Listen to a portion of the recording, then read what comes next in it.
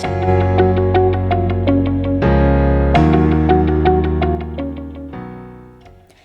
everyone and welcome back to another video here on Sam's Crafty Castle, and today we are going to have some fun with hot foiling. This video, so much faster than I expected it to be. So much shorter. But I got out I was playing with some hot foil stuff. I had a couple of hot foil plates from Pink Fresh Studios that I'd been meaning to get out and play with, and I did. And I was originally intending to make a video using those, but ended up deciding not to. But still wanted to do something with hot foiling. I'm usually a toner, laminator, foil girl, transfer foil, the textile foils. That's usually my go-to. I've had this Foilpress for a while. I've used it a few times, but not something I use often. And I just really wanted to play with it. So I got it out, and I actually did something really fun with it. So I have the Gemini Foilpress because I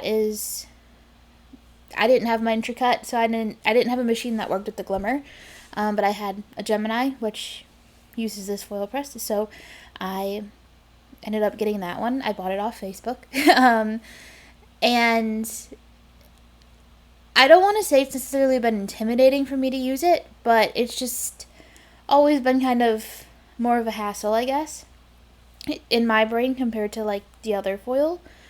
But really honestly, now that I've done it again, I'm like, oh wait, no, this is not really that difficult. So what I'm actually using here is not a foil plate. It is just a metal die that I have. I got it from a family member who gave it to me. And all I did was, because I know we're a little bit past this point, because the video still goes a little bit fast, even though I don't have it sped up as much as I usually do. But I turned the machine on, let it preheat, and that little light turns green next to the temperature indicator. It's ready, and then I just put the die on there. And this is what I do like about hot foiling, is you don't necessarily have to use the hot foil plates. You can also use your dies. The hot foil plates do work a little bit better. This was actually the first time I ever did hot foil with a die and not an actual like hot foil plate, and it actually came out really good. Now it doesn't come out perfectly. I did a sample card that came out a lot better, or like a test card, I guess, or I just kind of was playing around a little bit, and it came out a lot better than this. I kind of didn't get this one lined up very well, but it still works. It still comes out really good.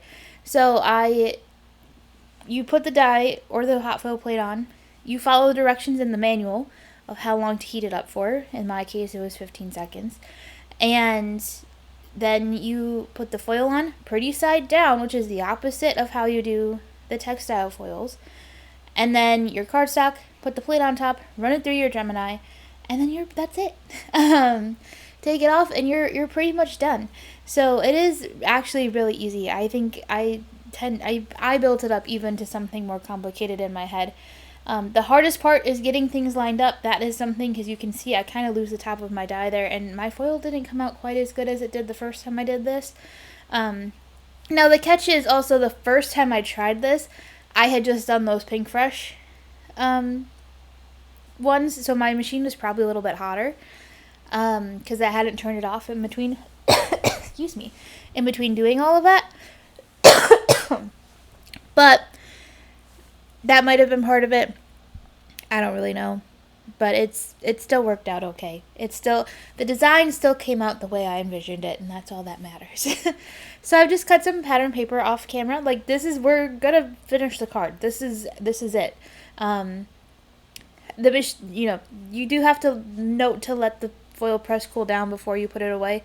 That's why you can still see it, because I didn't have a ton of space on my desk, and it needed to cool down before I could put it anywhere else. So I'm just gluing some pattern paper strips that I cut, just from some scraps I had around, and lining those up on the bottom.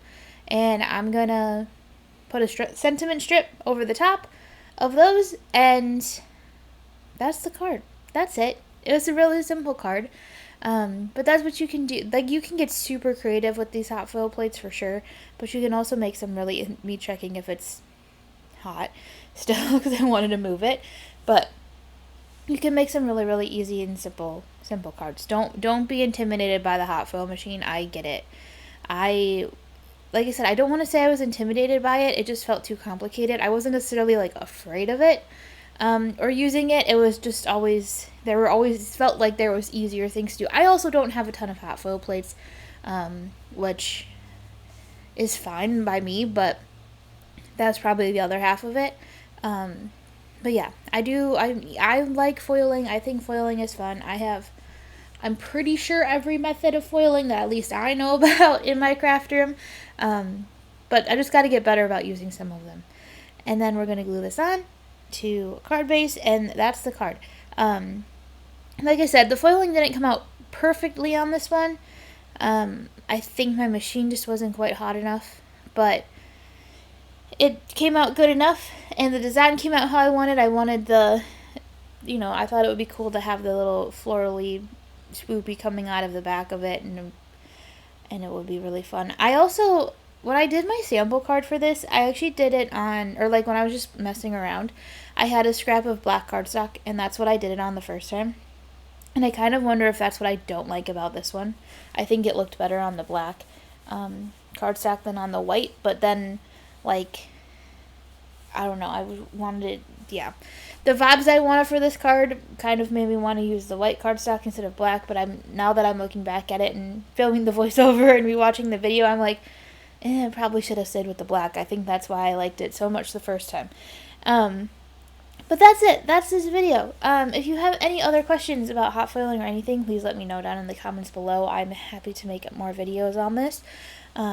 Also have my eye on a Spellbinder's Foilpress system. Have not taken the leap into that. That was kind of part of me pulling this out again, because I know they're very similar, and I wanted to just get the vibes, if you will, and kind of revisit my foil press too, because, like, I could get a better press. I kind of want to get a better press, but I barely use my hot foil machine too, so it was kind of, I'm like, I gotta get better at using all of these kinds of things if I'm gonna keep getting more. But anyway, thank you so much for watching. I hope this kind of helped. I know it was kind of quick, but thank you so much for watching, and I'll see you again soon, and have a crafty day. Oh, don't forget to like, subscribe, and comment down below. I forgot that part. Anyway, have a crafty day.